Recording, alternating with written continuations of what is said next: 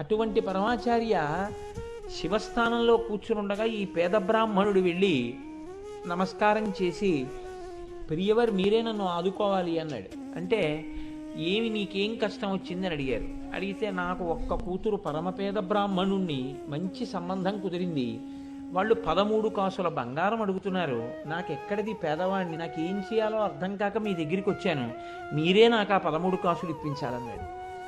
అమ్మవారిని ఎలా అడుగుతారో ఆయన అలా అడిగేవారు. ఆయన అన్నారు, నువ్వు అసలు నన్ను అడగచ్చా, నే సన్యాసిని, కాషాయం కట్టుకున్నాను, నాకే ఉంటుంది బంగారం, నేనేమి ఇవ్వను నీకు, నన్ను అడుగుతామే, కామాక్షిని అడుగు, వెళ్ళి నా మీద ఎంత నమ్మకంతో నేను ఇస్తాననుకుని వచ్చావో అంత నమ్మకంగా వెళ్ళి కామాక్షి గుళ్ళో చెప్పుకో, నన్ను అడిగితే ఏమొస్తుందన్నారు. ఆయన కామాక్షి అమ్మవారి మీద నమ్మకం కాదు, మీకు నేను యథార్థం చెప్తున్నాను, పరమాచార్య మీద నమ్మకం.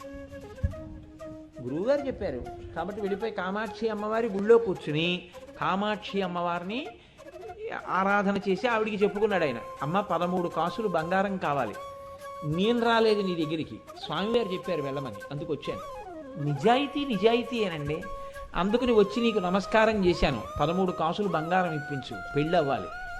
ఈయన ఏం చెప్పారు, వెళ్ళి కామాక్షికి చెప్పన్నారు, అంతే అయిపోయింది ఆయన పని. ఆయన దృష్టిలో ఏమిటంటే ఇవ్వవలసిన వారు మాత్రం పరమాచార్య అయ్యారు. అందుకని ఇక్కడ నమస్కారం పెట్టేసి ఈవిడికి చెప్పేసి ఆయన మళ్ళీ వెళ్ళిపోయారు శివస్థానం దగ్గరికి. పరమాచార్య కూర్చుని ఉన్నారు. ఈ పేద బ్రాహ్మణుడు వస్తున్నాడు. ఈలోగా ఒక పెద్ద ధనవంతుడు ఒకడు ఉత్తర భారతదేశం నుంచి స్వామివారి ఇక్కడ ఉన్నారని తెలిసి ప్రత్యేకం కంచి దర్శనానికి వచ్చాడు. వచ్చి స్వామివారి దర్శనం చేసుకుని లేచి వెళ్ళిపోతూ ఓ పొట్లం ఒకటే అక్కడ పళ్ళెంలో పెట్టాడు. ఏమిటదని అడిగారు స్వామి. అబ్బాయి నా దగ్గర ఏదో కొద్దిగా బంగారం ఉంటే తెచ్చానండి అన్నాడు. నేను సన్యాసిని, నాకెందుకు బంగారం పట్టుకుపోన్నాను అంటే, అబ్బాయి అలా అనకండి, మీ ఇష్టం, మీరు ఎలా కావాలంటే అలా వాడండి దాన్ని అన్నారు.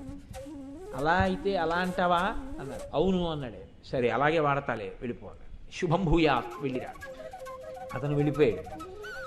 ఈ పేద బ్రాహ్మణుడు వచ్చాడు. మీరు చెప్పమన్నారు, చెప్పేశాను కామాక్షికి, ఎప్పుడు వస్తాయి 13 కాసులు అన్నాడు. అంటే ఆయన నవ్వి అన్నారు, ఆ పళ్ళెంలో ఏముందో మూట విప్పి చూడన్నారు. విప్పి చూశాడు. స్వామి బంగారు కాసులు అన్నాడు. ఎన్నున్నాయి? 13. చాలా, చాలు పట్టుకు. ఆయన చేత్తో కూడా ముట్టుకోలేదు.